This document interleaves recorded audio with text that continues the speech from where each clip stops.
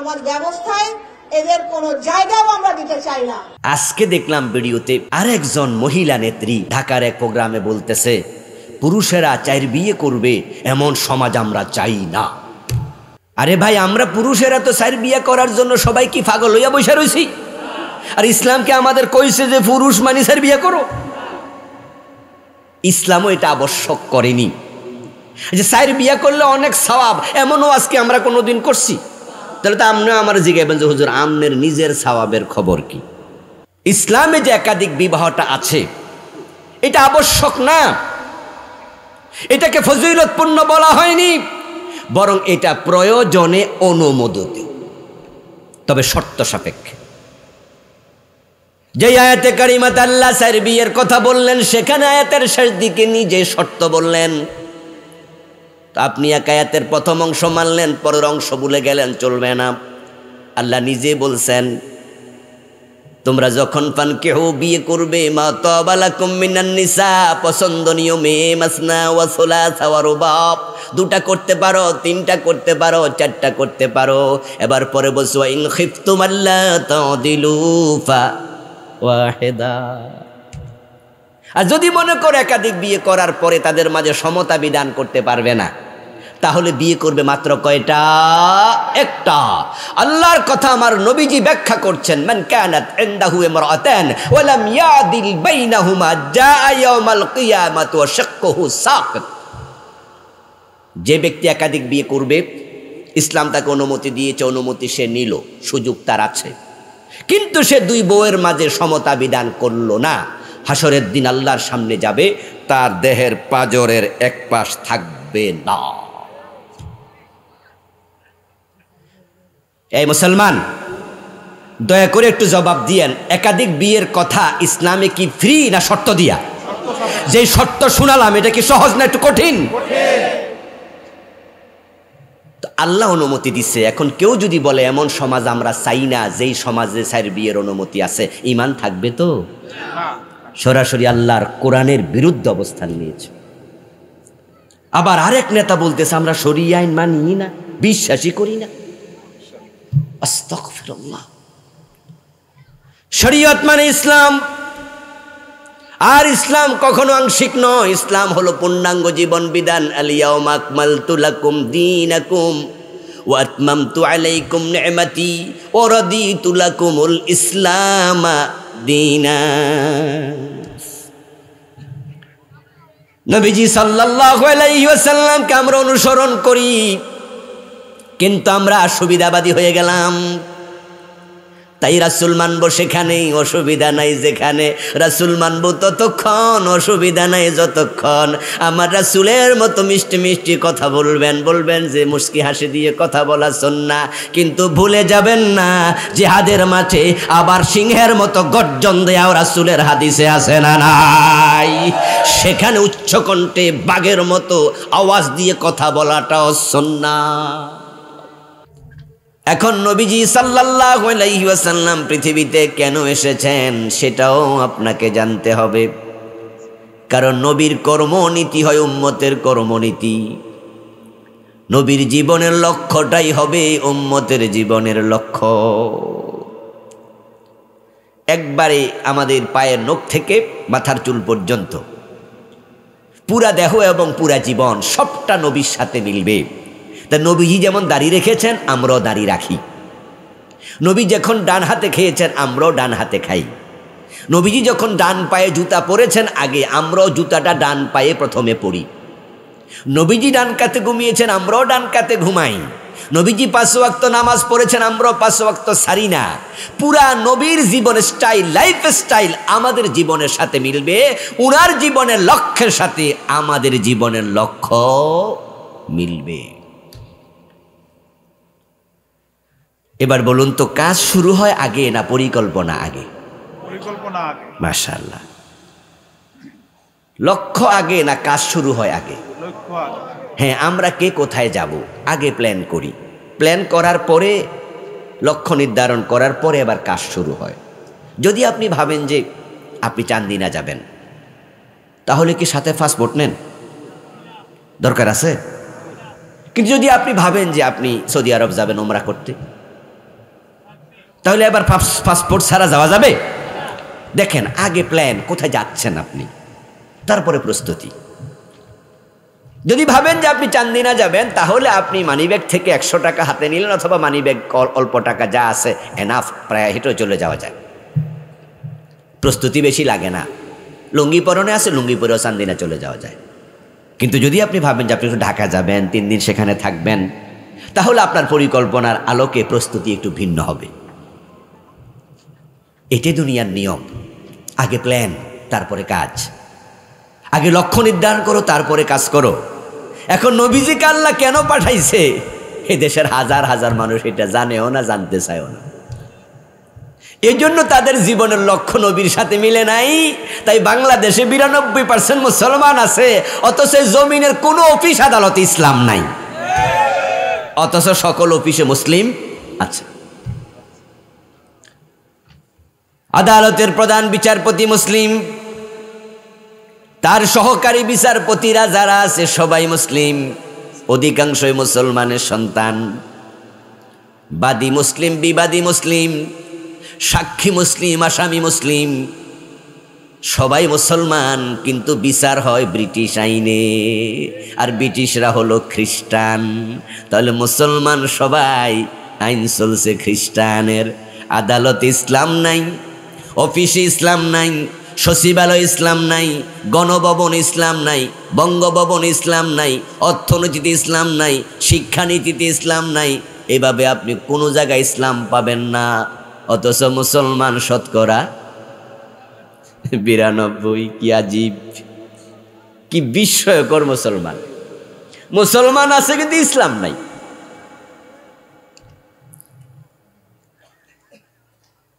আল্লামা ইকবাল রাহেমাহুল্লাহ অনেক বড় দার্শনিক এবং কবি ছিলেন। আল্লামা ইকবাল রাহেমাহুল্লাহ বিলাত সফর করে দেশে ফিরে এসে উনি এক প্রোগ্রামে মন্তব্য করেছিলেন, আমি বিলেতে ইসলাম পেয়েছি, মুসলিম পাই নাই। আর আমি ভারতবর্ষে মুসলিম পেয়েছি, কিন্তু ইসলাম পাই না।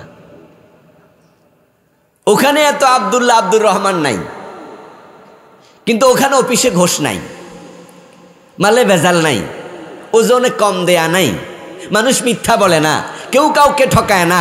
এই যে কথাগুলো বললাম, এই কথাগুলো ইসলামের কথা কিনা? ওখানে বিচারকরে ঘোষ দিলে বিচারক বিচার উল্টাইয়া দেয় না। ও দেশের মানুষ তাদের ব্যবসায় কোনো প্রতারণা করে না। 2 নাম্বারই যে হয় এটা বোঝেই না। গত সেপ্টেম্বর মাসের 29 তারিখ জাপানে গিয়েছিলাম, মাত্র 2 দিন সফর ছিল। তো জাপানের এই ছোট্ট সফরে যে অভিজ্ঞতা আমি পেয়েছি, ওখানকার লোকদের, এত সুন্দর রাষ্ট্র, এত পরিষ্কার রাষ্ট্র।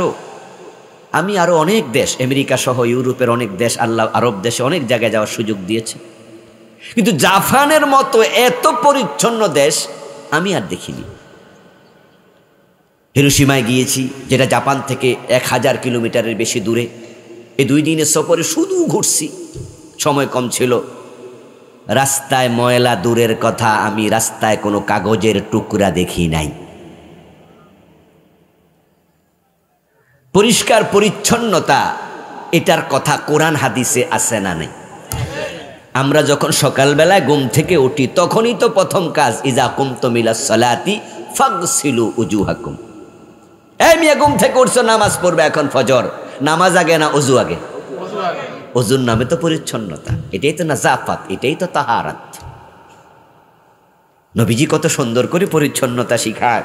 তুমি যদি কোনো মশকের পানি দিয়ে অজু করো, ঘুম থেকে ওঠার পরে ওই মশকে, ওই লোটাতে, ওই পাতিলে হাত ঢুকাইয়া দিও না, বরং তুমি এটা কাত করে পানি নিয়া তারপরে হাত ধো। এরপরে যদি হাত ঢুকাইয়া মুখ ধোয়া লাগে, ধুইও। কারণ তুমি জানো না আইনা বাতা ইয়াদাক, আইনা বাতাত ইয়াদাক, যে তোমার হাত রাতের বেলায় কোথায় ছিল তুমি জানো না। এমনও তো হতে পারে চুলকাইতে চুলকাইতে দেহের এমন জায়গায় চুলকাইছো যেখানে ময়লা লেগে গেছে। এখন এই হাতটা যদি অজুর পানিতে ঢুকাইয়া দাও, পানি কি পাক না নাপাক হয়ে যাবে? এই জন্য রাসূল শিখাচ্ছে পরিচ্ছন্নতা কাকে বলে, যে তুমি হাতটা ঢুকাইও না।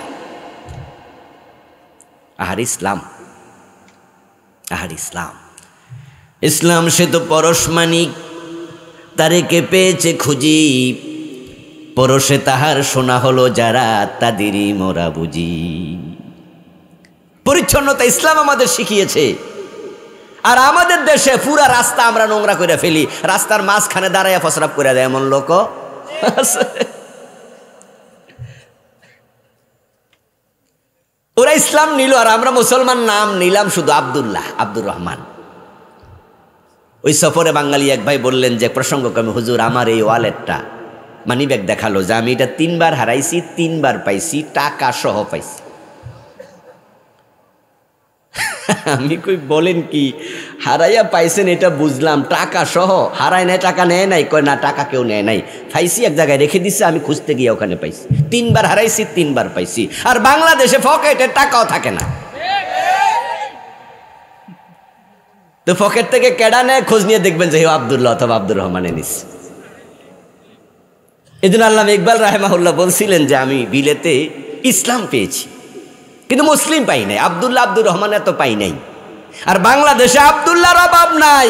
এই আব্দুল্লাহ আব্দুর রহমানরা দেশের টাকা চুরি করে বিদেশে কানাডায় বেগম পাড়া বানায়।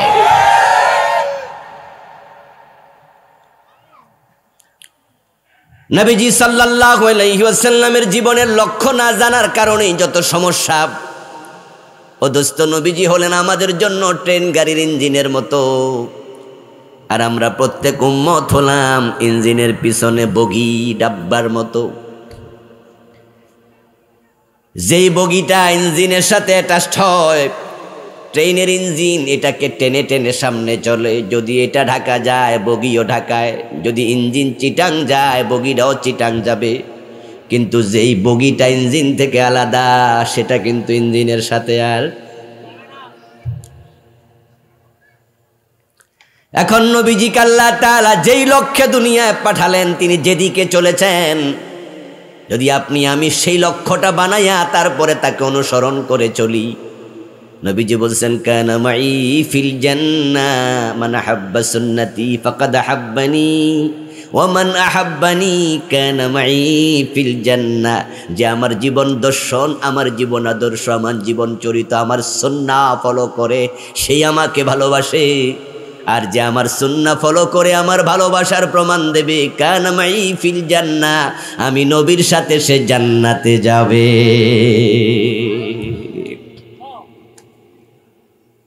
আরে নবীজি তো এমন এক লোক যে জীবিত অবস্থায় জান্নাতে গেছে। মেরাজের রাতে রাসূল জান্নাতে যায় নাই? এতগুলো মানুষ কথা বলেন না কেন, গেছে?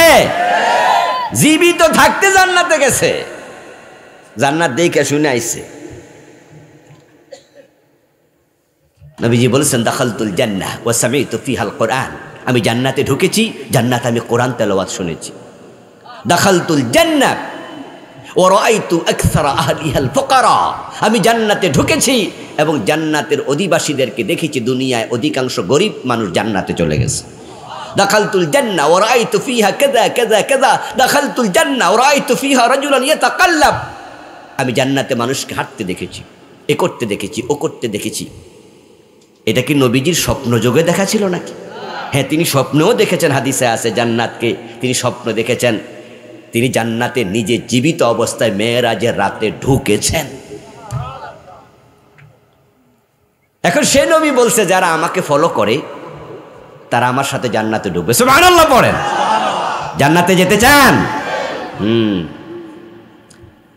যেতে চাইলে যাওয়া যায় না, নবীকে ফলো করা লাগে, নবীর আদর্শ মানা লাগে। লক্ষ্য কি বুঝতে হবে। লক্ষ্য নির্ধারণ করবেন না, অ্যাটাচ করবেন না নিজের জীবন নবীর জীবনের সাথে, তাহলে নবী ইঞ্জিন, তিনি চলবে ঠিকই, তিনি জান্নাতে যাবে, আপনি ছিটকে পড়ে থাকবেন।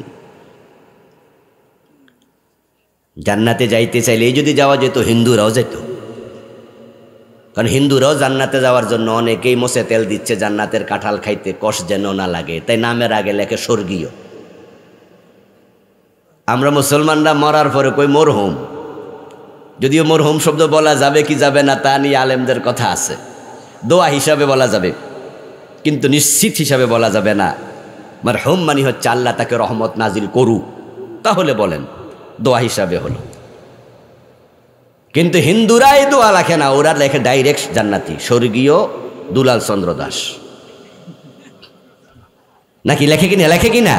স্বর্গীয় মানে কি স্বর্গে যাইব না, অলরেডি গেছে গা? হ্যাঁ, মরার সাথে সাথে পাঠাই দিস। শখ কত, চাই কত, লিখে অনেক শখ আছে স্বর্গে যাওয়ার। স্বর্গ আর জান্নাত জিনিস কিন্তু একটাই, শব্দের পার্থক্য। চোখ আর আখি, নয়ন, এটা কি তিন জিনিস না এক জিনিস? আরবিতে বলে বেহেশত জান্নাত, ফার্সিতে বলে বেহেশত, বাংলায় বলে বাগান, ইংরেজিতে হেভেন, সংস্কৃতিতে বলে স্বর্গ। আবু বকর জান্নাতি, হজরত ওমর বেহেশতি। আমরা দোয়া করি আল্লাহ তার বেহেশত দাও, আপনারা কয় আমিন, আল্লাহ তার জান্নাত দাও। তখনও কি কন? তো একজন যদি জিগায় মিয়া দুইটা চান কেন? আমরা বলবো আরে বেডা না, একটাই চাইছি। কেউ বলে বউ, কেউ বলে বধূ, কেউ বলে লাউ, কেউ বলে কধু, কেউ বলে আনন্দ, কেউ বলে ফুর্তি। ওরা বলেছিল ভাস্কর্য, আমরা আলেমরা বলেছি এটাই হলো মূর্তি। আমাদের ফতুয়া মনে আছে তো? কয় যে হাজী সাহেবের কথা বাসি হইলে ফলে। হাজী সাহেব রাগ করে কইতে আছে আর কি, রাত্রিজার এটা কইছিলাম না, তখন তো শোনস নাই, এখন ধরা খাইলিনি। তখন হাজী সাহেবের কথা বাসি হইলে ফলে। আমাদের আলেমদের কথা শুনলে এত বেজ্জতি হতো না। আমরা বলেছি ভাস্কর্যের নামে মূর্তি বানায়ও না। তারা কথা শোনেনি, এক একটা বানাইছে কোটি কোটি টাকা খরচ করে। জুলাই বিপ্লবের পরে গলায় রশি লাগাইয়া মাটির মাঝে ফেলা হয়েছে, কোন কোন মূর্তির মাথায় উঠে কেউ প্রস্রাব করে দিয়েছে। এ মরা মানুষটারে এত বেজ্জতি করলা কেন? আমাদের কথা শুনে মূর্তি না বানাইলে তো আর কেউ মাথায় উঠতো না, ফসরাবও করতো না। মূর্তি এ তোরা ফসরাব করবো কি? হিন্দুরাও চায় স্বর্গে যেতে, নামের আগে স্বর্গীয় লিখে দিয়েছে, কিন্তু কোন মুশরিক জান্নাতে যাবে নাকি? ওমান ইউশরিক বিল্লাহি ফাকাদ হারামাল্লাহু আলাইহিল জান্নাহ। আল্লাহ তাআলা বলছেন যারা শিরক করে আল্লাহর সাথে, তাদের জন্য আল্লাহ নিজে জান্নাত হারাম বানায়া দেয়। জান্নাতের মালিক কে? নাকি কোনো ফিসাব? আমাদের দেশে তো আবার অনেকে ফিসাবের উপরও ভরসা করে বসে রয়েছে, নামাজ কালাম ছাইরা দিয়া গান গায়, দোতরা বাজায়। আছেন আমার মুক্তার, আছেন আমার ব্যারিস্টার, শেষ বিচারের হাইকোর্টেতে তিনি আমায় করবে। বাহ, কি মজা! ফিসা হুজুর কয়ে দিছে নামাজ কালাম লাগবো না, আমি তো আছি বেটা, তোরা সারা বেহেশতে যাবো না। ভণ্ড ফিরের হাতে পড়া ইমান হারাচ্ছে। আগে তো মাঝে মাঝে মসজিদে যেত, আল্লাহকে দুই চারটা সেজদা করত, কিন্তু ভণ্ড ফিরের মুরিদ হওয়ার পরে এখন আল্লাহর সেজদা না কইরা পীরের পায়ে সেজদা মারে। এমন কিছু জালেম আছে না নাই? আহা, সব শেষ হয়ে গেল, সব শেষ হয়ে গেল। জান্নাতে যাওয়ার স্বপ্ন দেখছেন কিন্তু শিরক করছেন। হিন্দু ভাইয়েরা যদি ঈমান এনে জান্নাতে যায়, আমাদের কোনো লস আছে? তা আমরা বলবো যে হিন্দু মিয়া স্বর্গীয় লেখছে, জান্নাত পাবে না। এই কথা শুনে কোনো হিন্দু যদি কষ্ট পায়, ও বলে যে হুজুররা কত খারাপ, আমরা একটু স্বর্গে যাইতে চাই, তাও দেয় না। আরে ভাই, তোমরা স্বর্গে যাবে, তোমরা জান্নাতে যাবে, আমরা তো ওয়েলকাম জানাই। তবে ঈমান না এনে শুধু স্বর্গীয় লেখলে তো হবে না। জান্নাতে যেতে হলে, স্বর্গে যেতে হলে প্রথম শর্ত ঈমান। ঈমান ছাড়া কেউ জান্নাত পাবে না। আমরা জান্নাতে যেতে চাই, এখন নবীজিকে ফলো না করলে কিসের জান্নাত? ক্বালা রাসূলুল্লাহি সাল্লাল্লাহু আলাইহি ওয়াসাল্লাম কুল্লু উম্মতি ইয়াদখুলুনাল জান্নাতা ইল্লা মান আবা। কিলা মান আবা ইয়া রাসূলুল্লাহ? ক্বালা মান আতানি দাখালাল জান্নাহ ওয়া মান আসানি ফাকাদ আবা। নবীজি বলছেন যে আমার সকল উম্মত জান্নাতি। সুবহানাল্লাহ পড়েন। ভালো খবর তো, আমার সব উম্মত জান্নাতে যাবে। আরে হাদিসটা যদি এখানে শেষ হয়ে যেত তাহলে সুবহানাল্লাহটা কামে লাগতো। কিন্তু নবীজি পরে বলছে ইল্লা, তবে। এ তবে কই একটু ফেঁস লাগা গেল। ইল্লা মান আবা, যেই উম্মত আবা, অস্বীকারী, সে উম্মত জান্নাত পাবে না। তাহলে বোঝা গেল উম্মতের মাঝে কিছু অস্বীকারী উম্মত আছে। সকল উম্মত জান্নাতি নয়, বরং একটি হাদিসে পাওয়া যায় উম্মত হবে ৭৩ দল, তার মাঝে জান্নাতি হবে মাত্র ১ দল। তাহলে উম্মত মানেই জান্নাতি নয়। প্রশ্ন করল, ইয়া রাসূলুল্লাহ মান আবা, অস্বীকারী উম্মত সে আবার কে? এবার নবীজি জবাব দেন, মান আতাআনি দাখালাল জান্নাহ ওয়া মান আসানি ফাকাদ আবা। জান্নাতে সেই উম্মতটাই যাবে যে আমি নবী মুহাম্মদকে অনুসরণ করে। আমি কি কথা বুঝাইতে পারতেছি? নবীকে মানো, নবীকে মানো, তার সাথে অ্যাটাচ করো লাইফ, জীবন তার সাথে মিলাও মুসলমান। ওয়া মান আসানি ফাকাদ আবা, আর যে আমার উম্মত দাবি করলো কিন্তু আমি নবীকে ফলো করে না, অনুসরণ করে না, স্বীকারকারী উম্মত হওয়ার পরও জান্নাত পাবে না। নবীজি সাল্লাল্লাহু আলাইহি সাল্লাম বানায়া কোনো কথা বলে নাই, আমি শুরুতে বলেছি যা বলেছেন সব ওহী। তাহলে এই যে হাদিসটা শুনালেন, আমারে ফলো না করলে জান্নাত পাওয়া যাবে না, এটাও বানায়া বলছে না ওহী? ওহী নাজিল করে কে? জান্নাত বানাইছে কে? জান্নাত দেবে কে? তো যে দেবে সেই তো বলতেছে। সত্য না পূরণ করে, কাজের কাজ না করে শুধু শুধু মনে মনে স্বপ্ন দেখা ভালো না। কেউ কিছু কইছে আর দৌড় মারছেন না, ভাবেন, চিন্তা করেন, বোঝেন। দেখলেন যে ব্যাংকে লাইন ধরছে মানুষ, তো আপনিও ব্যাংকে কোনো কাজে গেছেন অথবা ব্যাংকের পাশ দিয়ে যাচ্ছেন, যে খাইছি রে আজকে রবিবার এত লোক ব্যাংকে, বলে হ্যাঁ ঈদ সামনে তো ঈদের বোনাস দিচ্ছে, এই জন্য যারা চাকরিজীবী তারা বোনাস নিতে আসছে। তো আপনি মনে করলেন তাইলে আমিও খাড়াই লাইনে, আমারও দিলে দিতেও পারে। তো আপনি কষ্ট মষ্ট কইরা ধাক্কায় মাক্কায় আপনি একটু সুযোগ নিছেন, আর কি চান্স নিছেন, সুন্দর করে খাড়াইছেন, ভাই সিরিয়াল যাইতেছেন। আর আপনি কিন্তু দূর থেকে দেখতেছেন এই যে কিভাবে কেশিয়ার গন্যা গন্যা টাকা দেয়, আর জিব্বার মাঝে পানি আইছে আপনারও, বাহ আমিও বুঝে পাচ্ছি। কিন্তু সামনে যাওয়ার পরে উনি জিজ্ঞাসা করছে, ভাইজান আপনার চাকরি কোন সেক্টরে? আপনি কোন না চাকরি করি না। তো যা চাকরি নেই হে তো আসলটাই নাই, বোনাস তো আরো পরে। চাকরি নাই, বেতন নাই, বেতন নাই, বোনাস নাই। আল্লাহর জান্নাত পাওয়ার জন্য আপনি 18 যাচ্ছেন, জান্নাত পাওয়ার জন্য মাঝবান্ডার যাচ্ছেন, জান্নাত পাওয়ার জন্য দেওয়ানবাগ যাচ্ছেন, জান্নাত পাওয়ার জন্য এখানে সেখানে দৌড়াচ্ছেন, অথচ আল্লাহর জান্নাত পাওয়ার জন্য কোরআন সুন্নাহর বাহিরে থাকার কোনো সুযোগ নাই। নবীজি 1.25 লক্ষ সাহাবীর সামনে আরাফার ময়দানে ভাষণ দিয়েছিলেন, তারাকতু ফীকুম আই আমরাইন তারাকতু ফীকুম শাইআইন লান তাদিল্লু মা তামাসসাকতুম বিহিমা কিতাবাল্লাহি ওয়া সুন্নতি। আমি নবী মুহাম্মদ চলে যাব, হয়তো পৃথিবীতে আর বেশি দিন থাকবো না, এই মাঠে এই দিনে তোমাদের সাথে আর দ্বিতীয়বার সম্ভবত দেখা হবে না, বিদায় হজের ভাষণে বলেছিলেন। তবে আমি চলে গেল, আমি তোমাদের জন্য 2টি জিনিস রেখে যাব। কয়টা জিনিস? 2টা জিনিস। লান তাদিল্লু, কি শব্দ, কি চমৎকার শব্দ।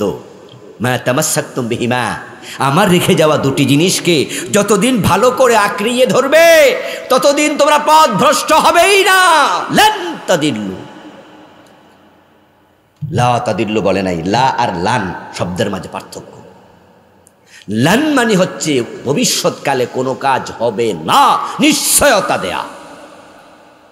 নবীজি বলছেন লান তাদিল্লু মা তামাসসাকতুম বিহিমা, ও 2টাকে যতদিন আঁকড়াইয়া ধরবা ততদিন পথ হারা হওয়ার সম্ভাবনা নাই। ও 2টার মাঝে যা আঁকড়াইয়া ধরতে হবে, 1 নাম্বার পীর সাহেব, তারপর দ্বিতীয় ওনার খলিফা, ঠিক না? এই 2জন আঁকড়াইয়া ধরলে জান্নাত নিশ্চিত। বাংলাদেশের লোকেরা জান্নাত পেতে চায়। সকল পীরের বিরুদ্ধে আমি কথা বলি না। পীর মানে ওস্তাদ, পীর মানে শায়েখ, ওস্তাদদের অবদান আছে, শায়েখদের অবদান আছে। যারা কোরআন হাদিসের প্রকৃত অর্থে পীর, তাদেরকে আমরা ওস্তাদের সম্মান দেই। তাদের কাছে যাওয়ার পর আপনার হাতে কোরআন তুলে দেবে, হাদিস তুলে দেবে, দিয়ে বলবে বাবা এগুলো পড়ো, না বুঝলে আমার কাছে আইসো, এই হাদিসগুলো মানো। ওই পীর মানতে আমাদের অসুবিধা নাই। কিন্তু যে পীর সাহেব বলবে আমার সেজদা করো, যে পীর সাহেব বলবো শুধু আমার এখানে হাদিয়া তোফা নিয়ে আসো, নামাজ কালাম না হইলেও চলবে, বাকিটা আমি দেখতেছি, যে পীর সাহেব পর্দা করে না, আপনার বউকে নিয়ে তার কাছে যেতে বলে, এমন কিছু ভণ্ড পীর আছে কিনা? পর্দারই কোনো খবর নাই। আর ওদের কাছেও কিন্তু মুসলমানের সংখ্যা কম না, হাজার হাজার, হাজার না লাখ লাখ। আরে জান্নাতের জন্য তারাও কিন্তু দৌড়াচ্ছে। এজন্য আমার প্রিয় নবী বলেননি ওই পীরের কাছে যাও, কোনো ব্যক্তির কাছে যাও, কোনো দরবেশের কাছে যাও, বলছেন দুটি জিনিস রেখে গেলাম, শক্ত করে ধরিও, এর বিধানগুলো এমনভাবে ধরিও। অন্য হাদিসে পাওয়া যায় রাসূলুল্লাহ বলেন আদ্দু আলাইহা বিন্নাওয়াজিজ, তোমরা আমার রেখে যাওয়া ওই দুইটা কিতাবের বিধানকে মাড়ির দাঁত দিয়া কামড়াইয়া ধরিও। আর কেমনে বুঝাইতো? সামনের দাঁত আর মাড়ির দাঁত শক্তি বেশি কোনটা? আমরা যখন হাড্ডি ভাঙি কোন দাঁত দিয়া ভাঙি? সামনেরটা হলো সিঙ্গেল আর ভিতরেরটা কি ডাবল না? আল্লাহ ডাবল দিছে যেন শক্ত করে আমরা ধরতে পারি, যেন হাড্ডিটা ভাঙ্গা খাইতে পারি। এই জন্য ভিতরের দাঁত শক্ত। আমার রাসূল বলছে আমার রেখে যাওয়া ওই দুইটা কিতাবের বিধানকে মাড়ির দাঁত দিয়ে কামড়াইয়া ধরিও। আর আমরা সামনের দাঁত দিয়েও ধরি নেই, মাড়ির দাঁত তো পরে, ধারে কাছে অনেকে নাই, কিন্তু মনে মনে জান্নাতে চিন্তা আছে। চাচা যাইবেননি জান্নাতে? কই চলেন, এখনই পারলে ঢুকে যাবে। আমার রাসূল বলছেন রেখে গেলাম দুটি জিনিস। এক নাম্বার কিতাব আল্লাহ, আল্লাহর কিতাব কোরআন, ও সুন্নতি, আমার সুন্নাহ হাদিস। এ দুটিকে আঁকড়িয়ে ধরলে পথ হারা হবে না। একটু আওয়াজ দিয়ে বলুন তো, জমিনে এখনো কোরআন এবং হাদিস আছে না? না, তা আঁকড়াইয়া ধরেন, আঁকড়াইয়া ধরেন, সুযোগ তো আছে, সুযোগ তো আছে। নবীজি সাল্লাল্লাহু আলাইহি ওয়াসাল্লামকে ফলো না করলে জান্নাত নাই, এই কিতাব আঁকড়ায়া না ধরলে জান্নাত নাই। কেউ কেউ মনে মনে ভাববেন হুজুর রাসূলকে তো আমরা ফলো করি, আলহামদুলিল্লাহ, এটা ভালো খবর, ফলো করেন তাই তো মাথায় টুপি, নবীজিকে ফলো করছেন বিদায় তো মুখে দাড়ি। তবে ঝামেলা এক জায়গায়, অধিকাংশ মুসলমান রাসূল মানে ততক্ষণ সুবিধা আছে।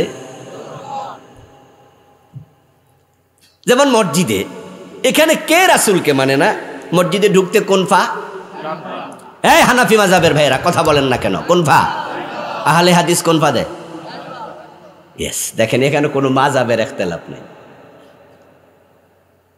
এখানে আওয়ামী লীগও ডান পা দেয় মসজিদে, বিএনপিও ডান পা দেয়, নিজাম ইসলামও ডান পা দেয়, হেফাজত ইসলাম কোন পা দেয়?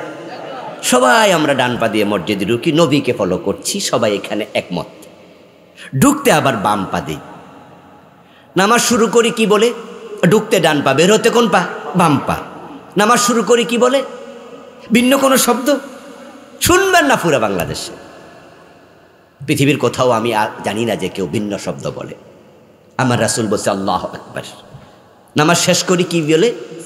আসসালামু আলাইকুম, সালাম ফিরি। সব মুসলমান একমত, নবীকে ফলো করছি না। কে বলছে? ইমাম যদি জোহরের নামাজের ফরজ পড়লো দুরাকাত, দুরাকাতের পরে আত্তাহিয়াতু পড়তে ওনার মনে নাই, উনি দাঁড়াইয়া যাচ্ছে, আমরা কি দাঁড়াইয়া যাব না লোকমা দেব? কোনো দল এখানে আলাদা আছে? সবাই মিলে লোকমা দেব, কারণ আমরা রাসূলকে ফলো করছি। নবীজি দুরাকাত পরে বসছেন, আত্তাহিয়াতু পড়েছেন। ইমাম যেখানে মানছে না নবীকে, আমরা ইমামকে মানছি না, আমরা তাকে লোকমা দিচ্ছি। ওই ইমাম যদি আমার বাবা হয়, আমি বাবাকে লোকমা দেবই। ওই ইমাম যদি আমার শায়েখ হয়, আমার পীর হয়, আমি তাকেও লোকমা দেব। কাবা শরীফের ইমাম বড় খতিব আব্দুর রহমান সুদাইস হাফেজাহুল্লাহ যদি বাংলাদেশ উনি আগমন করে বাইতুল মুকাররমে জোহরের নামাজ পড়ায়, উনি যদি দুরাকাত পড়ে আত্তাহিয়াতু পড়ার জন্য না বসে খাড়াইয়া যায়, আমরা কি উনাকে ছাড় দেব? যে এত বড় হুজুর, যেহেতু উনি দাঁড়াইছে, সে দাঁড়াক না, মান সম্মানও তো আছে, কেমনে লোকমা দেই? এরকম কিছু। নবীজিকে আমরা ফলো করছি আলহামদুলিল্লাহ মসজিদ আর মাদ্রাসায়, কিন্তু সেই নামাজি যখন আদালতের চেয়ারে বসে, বিচারকের জায়গায় বসে হাকিম হয়ে রায় দেয়, কত বিচার করলো এক একজন বিচারক, যারা 60 বছর বয়স পর্যন্ত বিচার করে। ওই যৌবনকালে বয়স যখন 25, তখন থেকে বিচার শুরু করছে।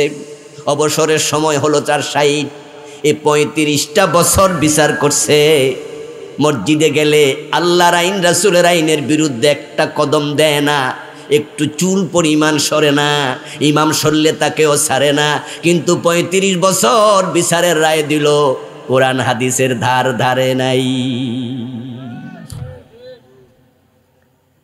আচ্ছা, ইসলাম কি শুধু মসজিদ চালাইতে আসছে? ইসলাম কি আদালত চালাবে না? কথা বলে না কেন মুসলমান? ইসলাম কি আদালত চালাবে না? ইসলাম কি রাষ্ট্র চালাবে না? ইসলাম আংশিক ধর্ম না পরিপূর্ণ? তো আমরা যারা শুধু মসজিদে ইসলাম মানছি আর অন্য জায়গায় মানছি না, আমরা কি পূর্ণ ইসলাম মানি না আংশিক? তো আংশিক ইসলাম মানার অধিকার আমাদের কে দিয়েছে? আল্লাহ তো বলছি, ইয়া আইয়ুহাল্লাযীনা আমানু দুখুলু ফিস-সিলমি। আমার ভাইরা বলছিলাম না পিছনে পরে লোক আসবে, এই যে মাঠ তো ভরে গেছে আলহামদুলিল্লাহ পড়েন, কিন্তু ভাইরা দাঁড়ায় আছে, পিছনে তাকান, বসার জায়গা নাই। আপনারা কষ্ট করবেন আর একটু একটু নড়াচড়া দেন প্লিজ, একটু আগান। এই যে ছাত্র ভাইরা আগান, যে আগান, ওনারা তো আর উড়াল দিয়ে আসতে পারবে না। ডান পাশ দিয়ে একটু আসেন ওদিকে। যারা ভলান্টিয়ার আছেন, নতুন যারা আসছে, তাদের পিঠে হাত দিয়ে ভালোবাসার সাথে বসিয়ে দেন। এটা জিকির করুন, লা ইলাহা ইল্লাল্লাহ। জি আগান না ভাই, অন্যের উপকার করলে আপনার তো লস নাই, আগান একটু। বিসমিল্লাহ।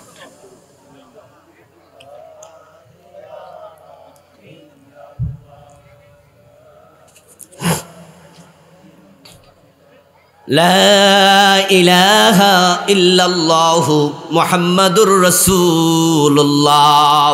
আমার প্রিয় ভাইয়েরা, বলছিলাম নবীজি সাল্লাল্লাহু আলাইহি সাল্লামকে অনুসরণ করা। তাহলে আমরা যে নবীজিকে অনুসরণ করছি, এটা কি পূর্ণ অনুসরণ না আংশিক? অথচ আংশিক মানার কোনো অনুমতি আল্লাহ দেন নাই। বরং যারা এটা মনে করে যে আংশিক মানছি তো, আচ্ছা বাকি অংশ না মানলে কি হয়েছে, তাহলে তাদের ঈমান থাকবে না, তারা বেঈমান হয়ে যাবে।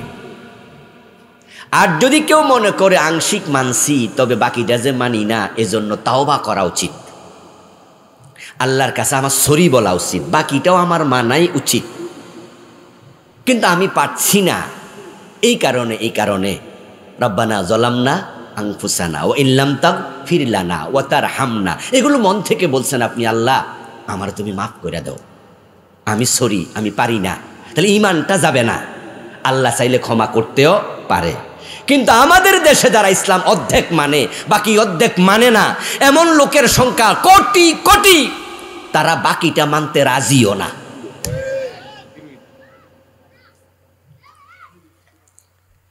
আমার রাসূল মসজিদে তিনি যেমন নামাজ পড়াইছেন, তাকে আমরা ফলো করে নামাজ শেষ করলাম। তিনি কি সমাজের বিচারক ছিলেন না? এবার যাকে ফলো করে আপনি মসজিদে নামাজ চালাইলেন, তাকে ফলো করে বিচার চালানো দরকার আছে না নাই? তো উনি যখন চোর ধরতেন, তার আদালতে চোর ধরে জেলে দিতেন নাকি হাত কাটতেন? হাত কাটার কথা আল্লাহর কোরআনে আছে না নাই? নবীজি বলেছেন, আমার মেয়ে ফাতেমা চুরি করলে আমি তার হাতও কাটব। কিন্তু চোর ধরে হাত কাটার কথা বললে একদল লোকের চেহারা কালো হয়ে যায়। তারা এই কথাটাকে রাজনীতি বলে, এই কথা পছন্দ করে না, বরং তারা লাইভে সরাসরি সাক্ষাৎকারে টেলিভিশনের সাংবাদিকদের সামনে বলে, আমরা শরিয়া আইনে বিশ্বাস করি না। আল্লাহর আইনের সাথে তুমি এমন কথা বলে তুমি নিজেকে মোমেন ভাবো কেমনে?